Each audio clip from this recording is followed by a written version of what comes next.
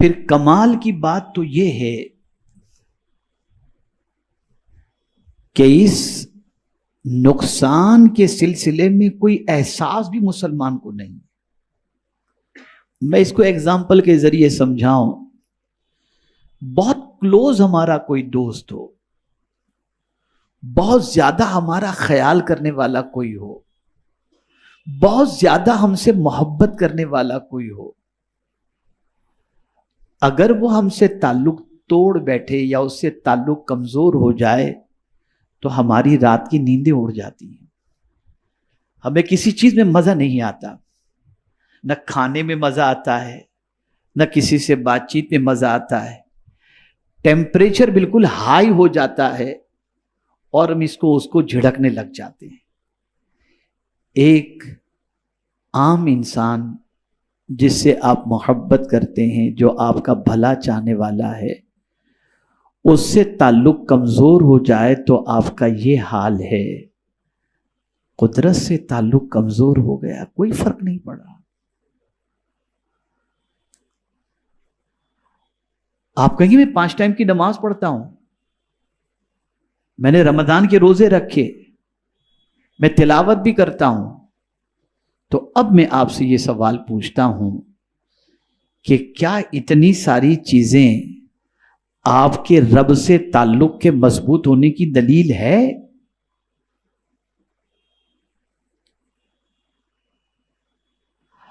اگر ہے تو پھر یہ بھی تو آپ دیکھو کہ اپنے محبوب کی ناراضگی اور رضا کا بھی تو خیال کرو.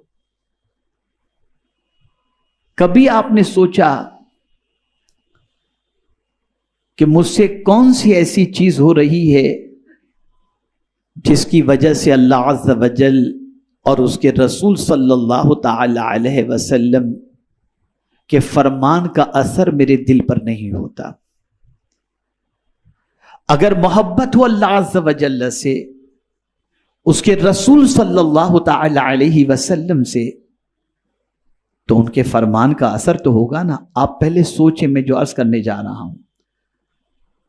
آپ نے اگر اپنے باپ کو بڑا مانا ہے، باپ کا رسپیکٹ، اللہ کی ذات ساری تمثیل سے پاک ہے، باپ کو آپ بڑا مانتے ہیں، آپ جانتے میرے باپ نے مجھے بڑا کیا، میرے باپ نے مجھے کھلایا، میرے باپ نے تعلیم دلائی، میرے باپ نے کپڑے دیے، میرے باپ نے یہ کیا، میرے باپ نے وہ کیا، یہ ساری چیزوں کو آپ جانتے ہیں.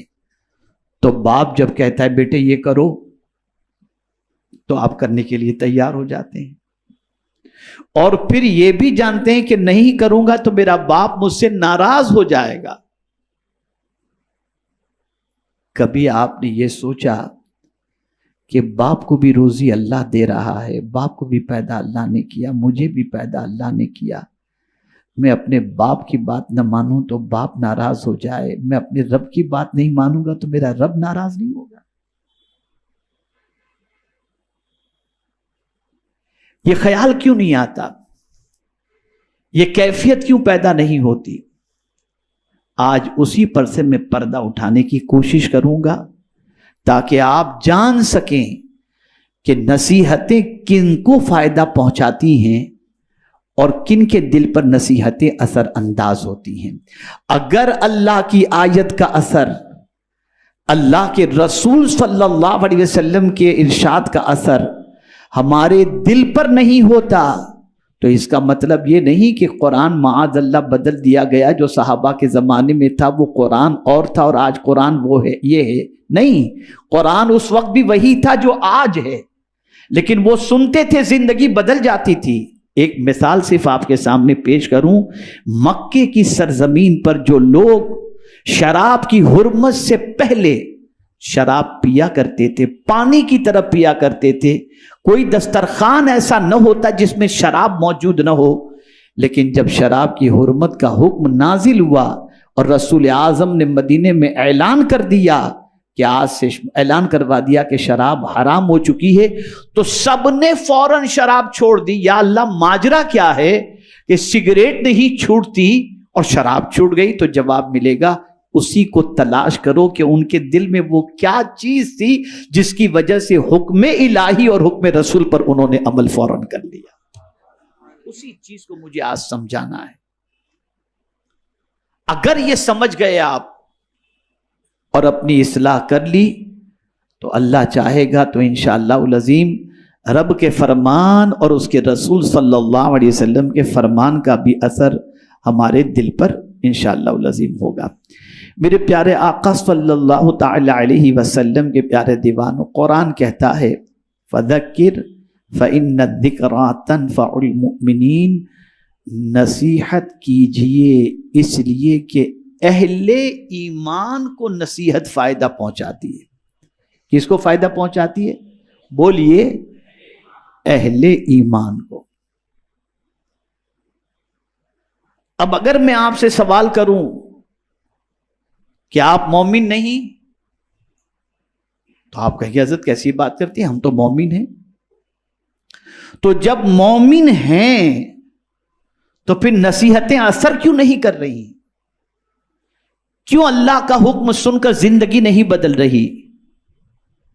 تو اب یہاں پر میں آپ کو سمجھا دوں، ہم اصطلاح شریعت کے اعتبار سے تو مومن ہیں، لیکن قرآن مقدس میں جو مومن کے اوصاف اور حضور صلی اللہ علیہ وسلم کے ارشادات کے اندر جو مومن کی تعریف کی گئی ہے، کیا اس اعتبار کے ہم مومن ہیں؟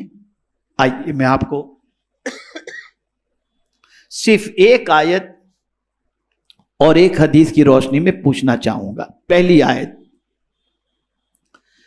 انما المؤمنون الذین اذا ذکر اللہ وجلت قلوبهم واذا تلیت علیہم آیاتہ زادتہم ایمانا.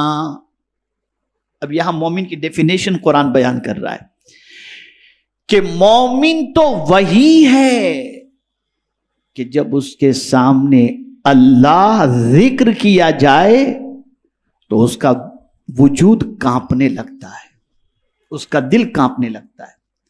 وجلت قلوبہم، اس کا دل کانپنے لگتا ہے.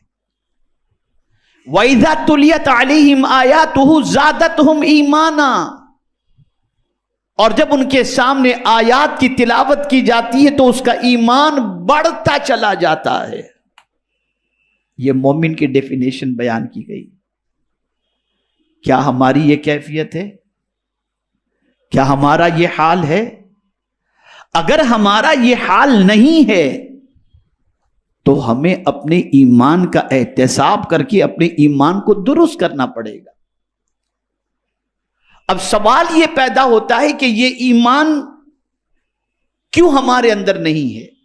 ہم صرف شریعت کی اصطلاح کے اعتبار سے مومن ہیں، لیکن ہماری دل کی کیفیت وہ ایمان والی کیوں نہیں جیسا ایمان قرآن چاہتا ہے اور جیسا ایمان رسول اعظم صلی اللہ علیہ وسلم چاہتے ہیں؟ اس لیے کہ ایمان کا ٹھکانہ دل ہے. ایمان کا ٹھکانہ دل ہے. تو میرے پیارے آقا صلی اللہ تعالی علیہ وسلم کے پیارے دیوانوں، ایک وجہ تو آپ، ایک تعریف تو ایمان مومن کی آپ نے سماعت فرما لی. اب حضور صلی اللہ علیہ وسلم کے ارشاد کی روشنی میں ایک ایمان کی تعریف سماعت فرما لیں. لا یؤمن احدکم حتی اکون ہواہ تبعا لما جئت بہ. آقا کریم صلی اللہ علیہ وسلم فرماتے ہیں تم میں کا کوئی شخص اس وقت تک کامل مومن نہیں ہو سکتا جب تک کہ اپنی خواہش کو بھی میرے لائے ہوئے دین کے تابع نہ کر دے.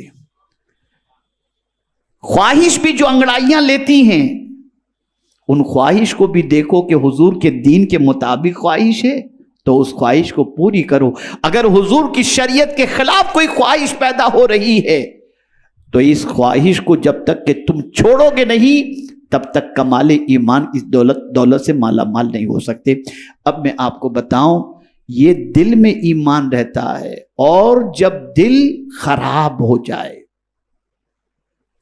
جب دل خراب ہو جائے تو پھر اثر انداز نہ اللہ کی بات ہوتی ہے نہ اللہ کے رسول صلی اللہ علیہ وسلم کی بات ہوتی ہے.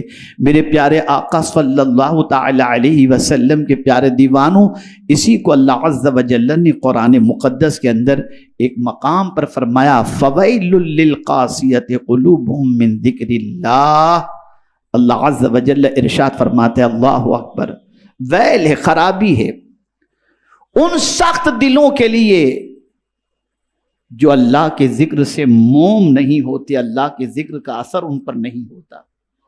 خرابی ہے ایسے دل کے اوپر. اگر ہمارا دل اتنا سخت ہو چکا ہے کہ اس پر اللہ کی باتوں کا اثر نہیں ہوتا، اللہ کے رسول کی باتوں کا اثر نہیں ہوتا، تو دل ہمارا سخت ہو چکا ہے. اور سخت دل ہونا، اللہ اکبر، یہ بدبختی کی علامت ہے، فرمایا گیا بدبختی کی علامت ہے.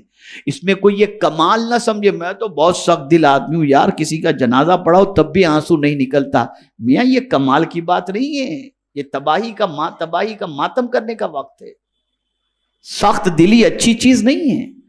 اگر کسی کا دل تھوڑا سا بھی سخت اس زمانے میں ہوتا کہ کوئی واقعات دیکھ کر ان پر کوئی اثر نہ ہوتا، نرمی پیدا نہ ہوتی، تو صحابہ حضور کے پاس جاتے عرض کرتے، سرکار میرا دل بہت سخت ہو چکا ہے، کوئی نسخہ بتائیں جس سے میرا دل نرم پڑ جائے.